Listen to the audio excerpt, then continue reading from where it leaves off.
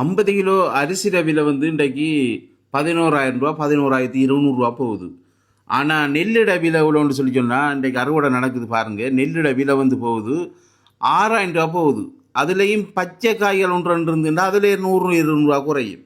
இதில் மில்காராக்களை நான் புள்ள சொல்ல மாட்டேன். ஏன்னு சொன்னால் நெல்லுக்கான ஒரு நிர்ணய விலை வந்திருந்தா மில்காராக்கள் அதில் இருந்து குறைச்சி எடுத்துருந்தாங்கன்னா நம்ம புள்ள சொல்லலாம். உண்மையாவது புள்ள தான், அவங்க குறைச்சி எடுத்தா புள்ள, நிர்ணய விலையோட குறைச்சி எடுத்தா புள்ள. ஆனால் அவங்களுக்குன்ற ஒரு நிர்ணய விலை வரல, அவங்க அதால் அந்த விலைக்கு எடுக்காங்க.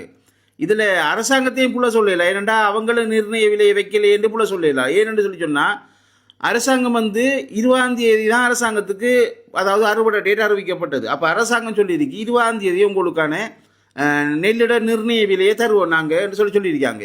அது மட்டும் இல்லை, அரிசியில விலையை நாங்கள் குறைக்க மாட்டோம், குறைச்சா நெல்லிட விலை குறைஞ்சிருக்கும், விவசாயிகள் வந்து பாதிக்கப்படுவாங்கன்னு சொல்லி அதால் அரிசியில விலையும் குறைக்க மாட்டாங்கன்னு சொல்லி அரசாங்கம் சொல்லியிருக்கு. அரசாங்கத்திலே இதில் புள்ள இல்லை, 2 பேர்லேயும் புள்ள இல்லைன்னு சொன்னால் இது யாரில் புள்ளன்னு நீங்கள் யோசிப்பீங்க. உண்மையாக இதுக்கு முழுக்க புள்ள வந்து இந்த திட்ட முகாமைத்துவ குழுவென்று சொல்லி ஒன்றைக்கு விவசாய அமைப்பு, அவங்க தான் உண்மையாக இதுக்கு முழு பொறுப்பும். அவங்களால தான் இந்த பிரச்சனையை வந்திருக்கு.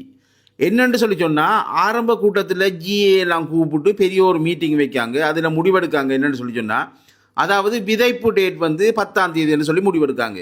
அதே மாதிரி அறுவடை டேட் வந்து இந்த 20ஆம் தேதி என்று தான் முடிவெடுக்காங்க.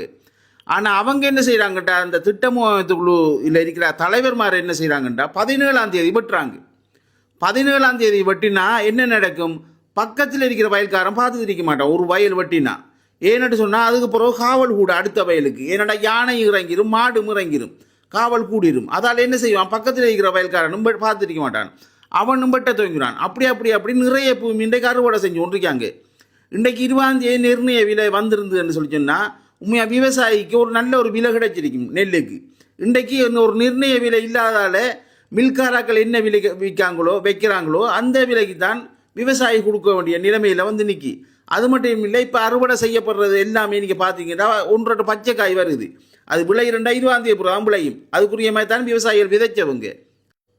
ஒரு விவசாய அமைப்புன்றது வந்து விவசாயிகளை பாதுகாக்கிறதுக்கு தான் இருக்கணும். ஆனால் விவசாயிகளை அழிக்கிறதுக்கு இருக்கக்கூடாது. ஒரு தலைவன் என்றவன் வந்து எப்படி இருக்கணும்னு சொன்னால், ஒரு தலைவர்ன்றது மற்றவர்களை பாதுகாத்து அவர்களை காப்பாற்றுறது தான் ஒரு தலைவருக்கு உண்மையாகவே உதாரணம். ஆனால் இது சுயநலமான தலைவர்களை கொண்டு இந்த அமைப்பில் வச்சபடி என்ன செய்கிறாங்கண்டா அவங்க முந்தி வெட்டிது போய் மற்ற விவசாயிகளை பாதிப்புக்கு